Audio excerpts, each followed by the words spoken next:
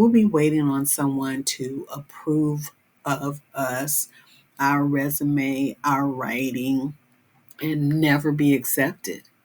Will never be accepted. So we have to be really creative and say, you know what? I'm smart enough. I can do this. I can create my own. I can go. There are a few things that you should consider when you are applying to a residency or a writer's retreat. Obviously, a retreat, there's a cost. And then, if you can afford that and it meets your needs and whatever your goals are for it, then by all means, you're going to go. Residencies are more like, will you be accepted, right? And there may be some cost for you with residencies as well. So I just wanted to go through the process of, well, not necessarily the process, but what to think about when you're applying to either or. And, there's different processes for different residencies or retreats. So just keep all this in mind. And what are your personal values? What are you looking to gain? How are you looking to grow as a result of being a part of all of this?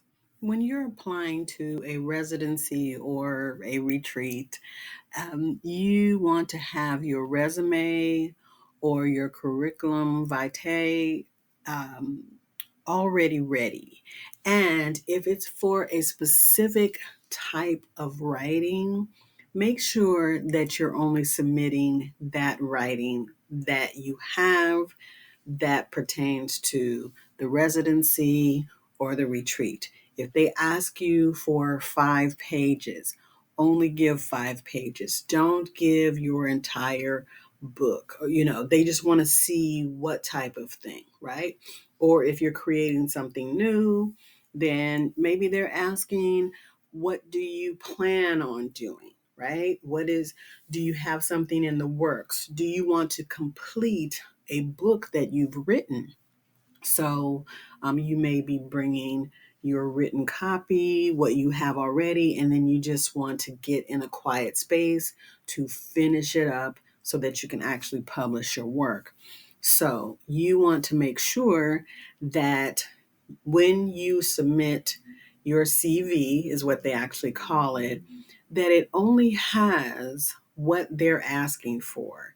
If you've worked somewhere else and you have basically you have all of these accolades in writing, put that down as it pertains to this particular retreat or residency. Exclude all the other things. If they ask for it, then give it. When you are looking at a location for the residency or the writer's retreat, how minimal or basic do you want it to be? Do you want it to be luxurious? Because if you are spending money for a retreat, then you could be staying somewhere real nice and fancy, or you could be staying in a cabin out in the woods with no Wi-Fi and nowhere to get food, and it's just a cabin, and then there's a composting toilet, and basically you have to have a way to even get that out there in the woods, so to speak. So how basic do you want it to be when you're doing a residency or a writer's retreat? You could be secluded from everybody, or you could be with a whole bunch of people, like maybe, or 5 people, or, it could be up to 20 people. But how do you want this experience to be? So, what is the location? Do you want a snazzy hotel or do you want to be out in the woods? So that's something to think about when you are deciding where you want to go to get solitude, to complete your work that you are going to be doing, or whatever it is that they are saying will happen at this retreat or this residency. When you're going to a residency or a retreat, what are they providing? So, in regards to a retreat, when you pay the amount that you pay, what is it actually getting you? Is it getting you lodging? Are you sharing a room or do you have an individual room? Are you getting meals? Are you getting all of your meals, breakfast, lunch, and dinner, or are you just getting dinner?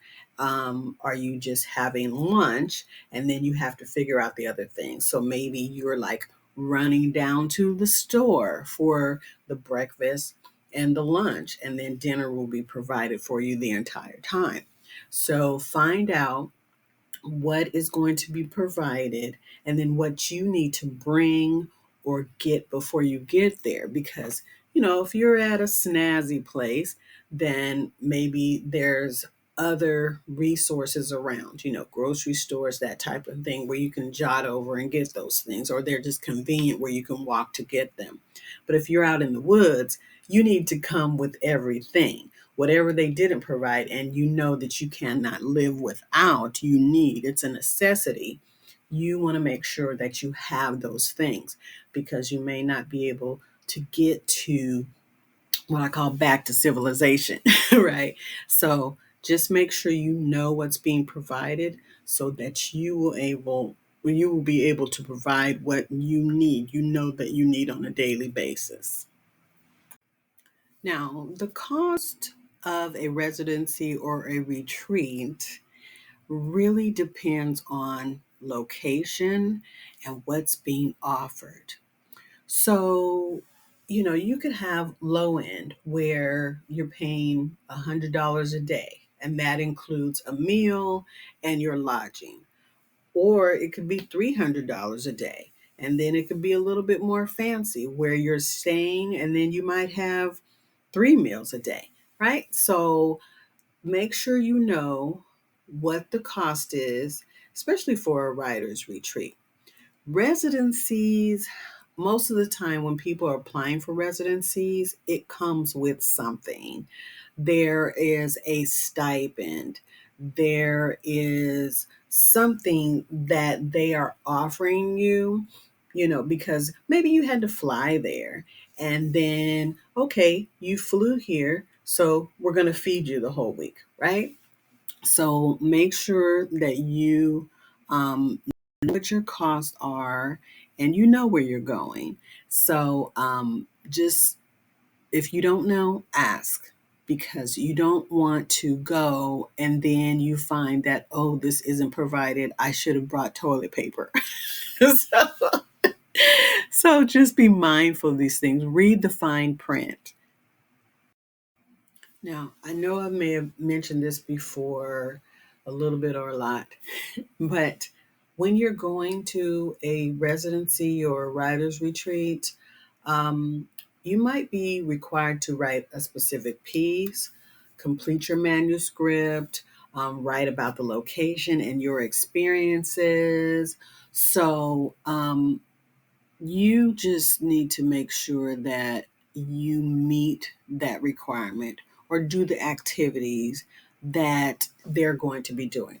So, for example, I went to a residency and basically we wrote at different times. We ate a little bit, then we met in a group, and then we went and wrote for a little bit. And then we were given different options of ways that we could write.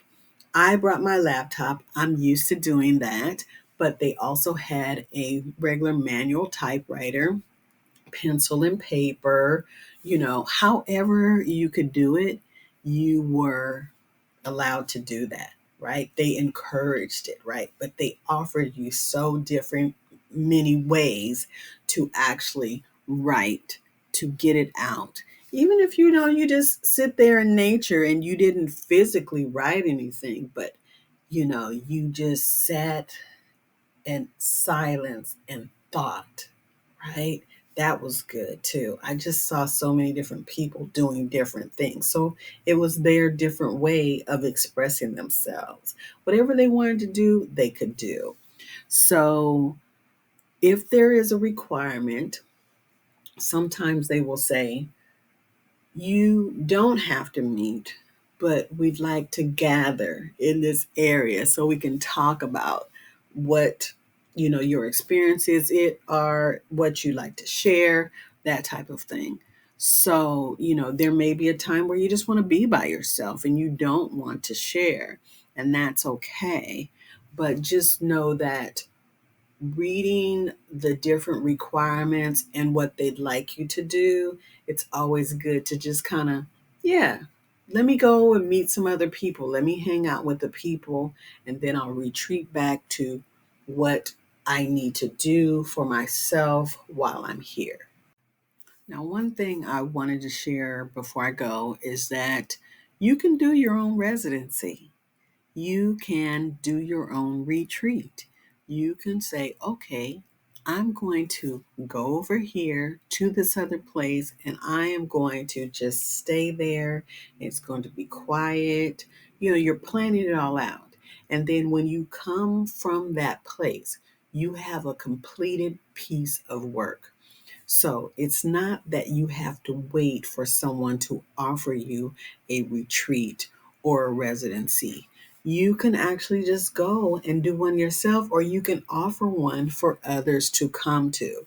So you and a group of friends can get together and say, okay, we're going to do a residency and we'll start off with us. And then we will invite other people. And then it can grow or it can just stay the same, right?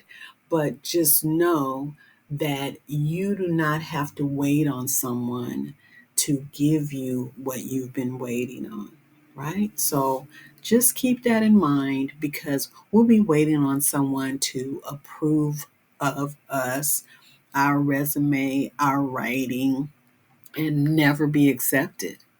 Will never be accepted. So we have to be really creative and say, you know what? I'm smart enough. I can do this. I can create my own. I can go on my own retreat. I can take a sabbatical if I want to and complete my work. So keep that in mind.